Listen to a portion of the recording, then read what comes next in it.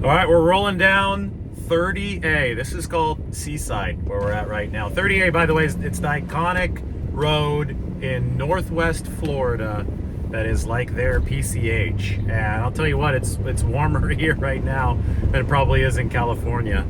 Definitely is warmer here once you move further into the summer months. Anyway, I had a thought as we're talking about Trey Lance today, the Ian Rappaport report. You can't leave the importance of Sam Darnold out of this.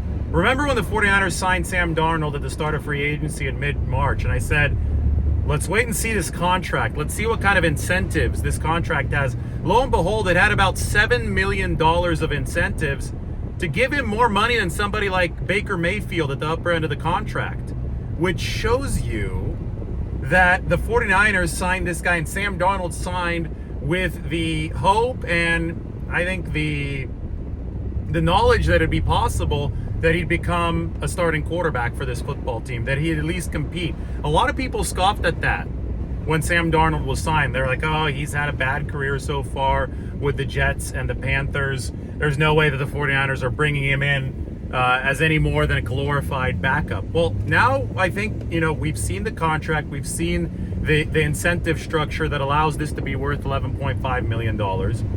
We've also seen that Brock Purdy's rehab has started promisingly well. And obviously we have the news that a lot of teams are calling the 49ers on Trey Lance, which, by the way, doesn't get released unless the 49ers tell Ian Rappaport that a lot of teams are calling them about Trey Lance. So every man has his price, and I think Trey Lance, there's a price for Trey Lance. I think it's still really high. I think the 49ers would have to be blown away by an offer. But the reason there is a price that might be tangible in this case, the reason that price even exists, by the way, there's some really good scenery here. You can't see it, it's too bad. We got a lot of water around us.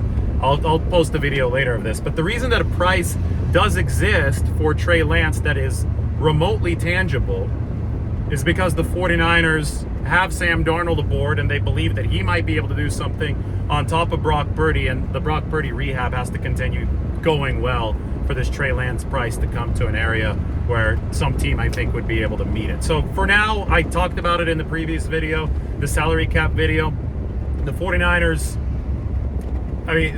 it would be very expensive to trade Trey Lance right now before the draft. They would have to be absolutely floored by an offer to be willing to absorb that kind of dead cap hit.